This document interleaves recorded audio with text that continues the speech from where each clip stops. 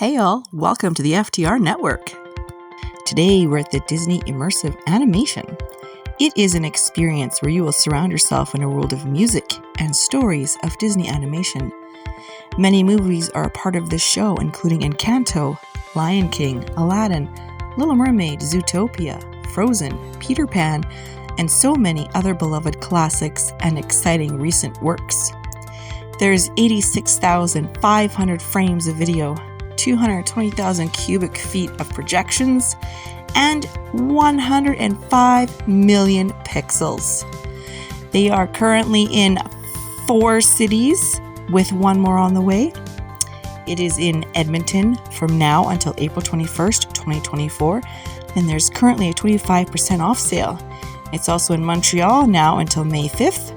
It's in Vegas now until January 5th, 2025, and they currently have a 20% off sale promotion. And it is also in Pueblo now until June 2nd, 2024, and they have discounted tickets of 30% off Monday to Wednesday. And it's coming to Branson May 6th until January 5th, 2025.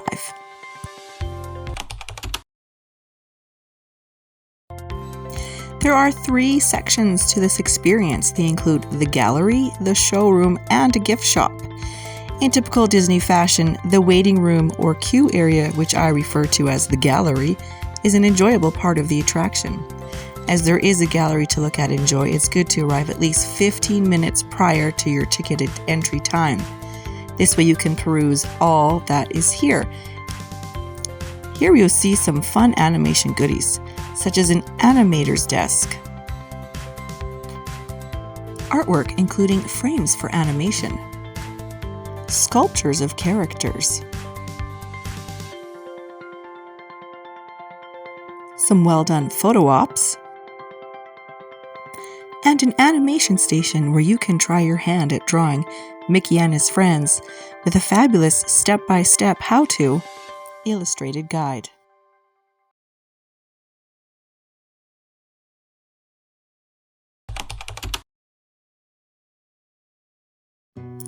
The main attraction is a show that takes place in one large room. The 4 walls are all screens. It's 360 degrees of animation, but you only need to turn your head for 180 degrees of it, as the other half is the same.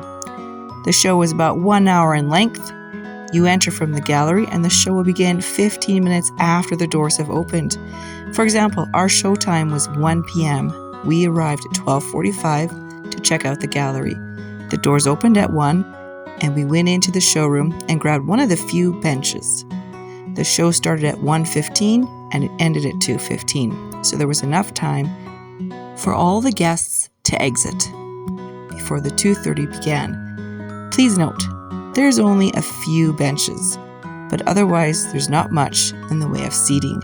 The floor is carpeted, however, if you want to take a load off and have a seat to enjoy the show. The last section is the Disney Merch gift shop, which you cleverly, yet obviously, must exit through. If you're in the mood to grab a little souvenir, there are some merch items under $20, but the majority is over, and in many cases, well over. If you plan to grab something bigger than a little souvenir afterwards, be prepared and budget. But then again, as a Disney fan, you probably already know what kind of price tag to expect. Exact pricing will vary from location to location, but there are 3 levels, and that seems to be the standard for every place. There is the VIP option, the premium option, and the basic option. And within those 3 levels, you also have individual pricing, family discount, and groups of 10 discount. With the VIP, you get skip the line service, a souvenir laminate, a print, a cup, a wristband, free return visits, complimentary coat check, and flex, which simply means you can change the date and time that you have booked up to 48 hours in advance. With the VIP, that full list is for the first visit. After that, for return visits, it's just the admission that you receive. The premium ticket gets you a print, the wristband, and admission. Basic is obviously just basic admission. Now, in my city, there are 5 shows a day on the weekday and 7 on the weekend. Okay, let's talk about what was great. I really liked the floor effects. The big screens have been done with IMAX, sure, and yes, here you're completely surrounded by nothing but screen. But to me, a screen is a screen, and just because there's more of it doesn't make it extra special. The floor felt a little bit of an extra bonus, as it was well done, and I felt more immersed with it. They did have some fun classic songs that I really enjoyed, and lovely montage clips from many of the movies, and more devoted scenes to the popular fan favorites like Frozen. I loved the bubble machine, as did everyone else. I liked the benches that lit up with differing colors at well-timed moments. Now, what could have been better? It was cool in terms of surround sight and sound, music and animation, but to me it fell short on tactile experience. Yes, the title is Disney Immersive Animation, not Disney 4D Experience, but with the cost of the ticket and knowing what Disney is capable of pulling off, I felt there could have been more to further that immersive part. They had the bubble machine run 3 times, but it wasn't for more than 30 seconds at a time. It could have been so much better if they could have added some 4D elements, just like they do with Soaring Around the World.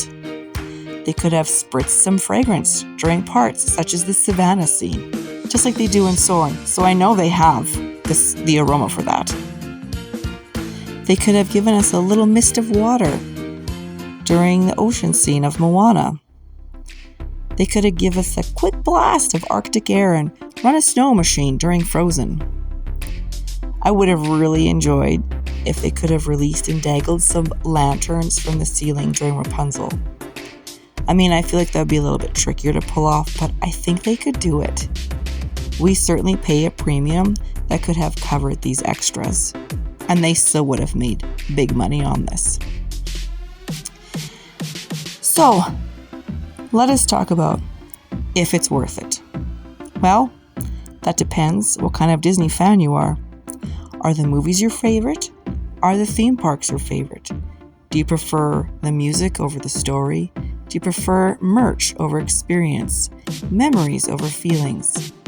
The kind of Disney fan I am is I love the theme parks. I love experiences and memories. So this is my opinion based on being that kind of a Disney fan. I feel this was a nice outing, but it was overpriced for what it was, and I wouldn't go again. Now, I say that with love, that I wouldn't go again. I'm not saying that because it wasn't good. Just once was good for me.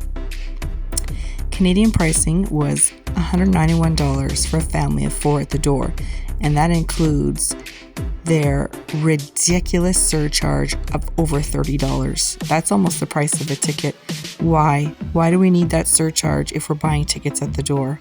It's ridiculous. And why so steep? And because there was that 25% special going on, we got the tickets for 4 for $161. Now, it doesn't specify how long this sale is on for, but if you want to go, I would hurry up and get those tickets now while the promotion is still on. So if you break that down, it's about $40 a person. And to me, that feels iffy on being worth it. With that being said, I don't regret going. It was good and it was fun, but I stick with my review of it's overpriced for what you get. And I was keeping a bit of an eye on the wristbands that you get with the VIP and the premium, just to see what they did. And I gotta say, I didn't see anything special. They didn't do a whole heck of a lot. They lit up with some fun pops of color during the fireworks, and then they did a couple other little light things, but it wasn't anything that was too spectacular in my opinion. And in the gift shop, I could see the prints that were available to choose from, and again, they weren't that special either. There were some pretty simple prints. So if you're debating on getting VIP, that really depends, again, on what level of Disney fan you are. And if you really, really feel like you would come back to rewatch the show, which is more or less music videos. If yes, go for it and get the VIP. Otherwise, basic is sufficient. These fog-filled bubbles were probably my favorite part. And I've captured a few slow-mo moments for you to enjoy.